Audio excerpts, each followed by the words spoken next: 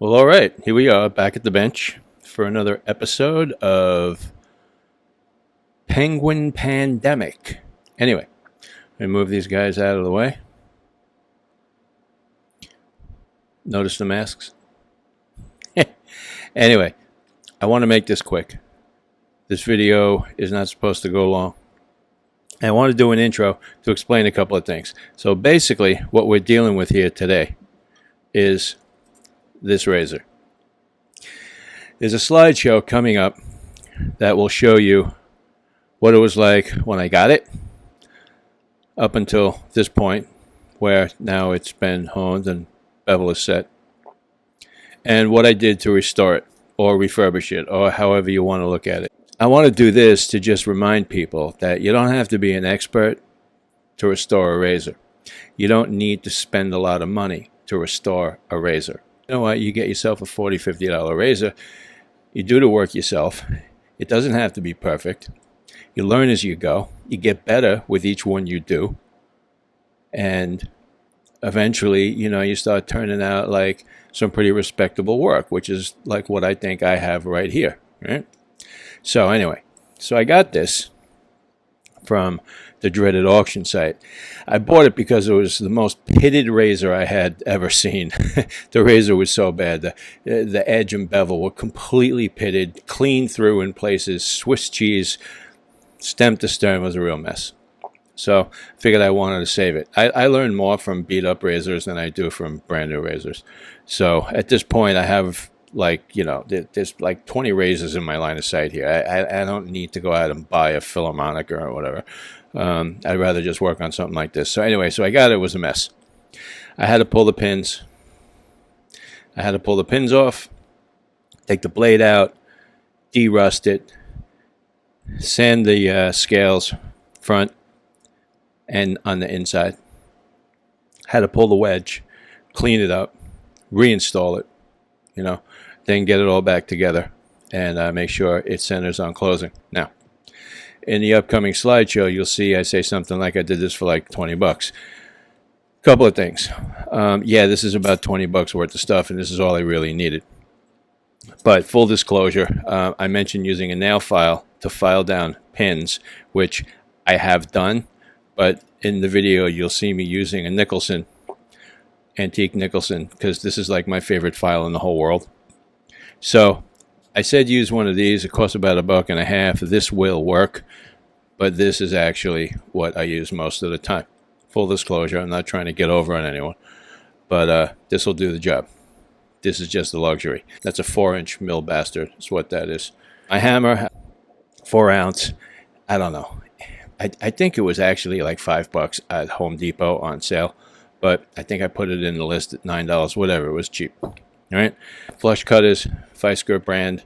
I got 2 for $10 on Amazon, I think. So these are pretty good. These work for me. Pin sets. Need 2 pins.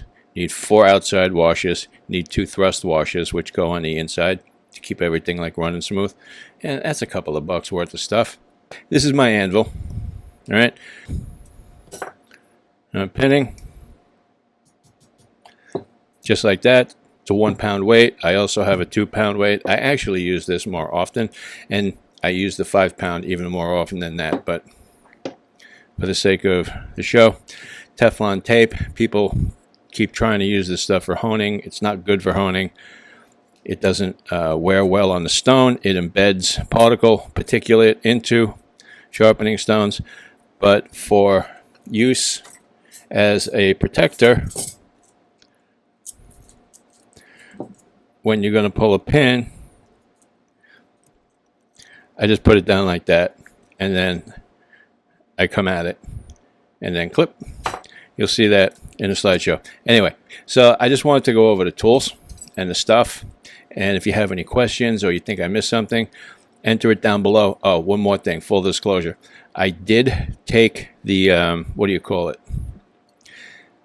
the heel and stabilizer back on this, and I did do it with a Dremel. I could have done it with the file, and you can do it with sandpaper or a stone, but I did use a Dremel. I didn't necessarily have to do it. I just see that coming up, it's going to need to be done, so I figured I'd get ahead of the curve on that. Plus, it was easier for me because I had to come in here and clean everything up. And my God, this thing was a disgusting mess. Probably the worst condition blade I've had in years, many years. And now I have it's a Wostenholm. Washington Works, pre-1890. It's a quarter hollow, barber's notch, nice full toe. A little bit of wear up here, but overall, very good condition. No jimps, which I kind of like, to be honest, because jimps look great and they feel great until they get oxidized and then they look like crap. You know, got a medium-sized tail, so I'm guessing 1850, 1860. Just a guess, not a rule. Anyway, so that's that. So anyway, let's jump into the slideshow and see what we got after that, okay?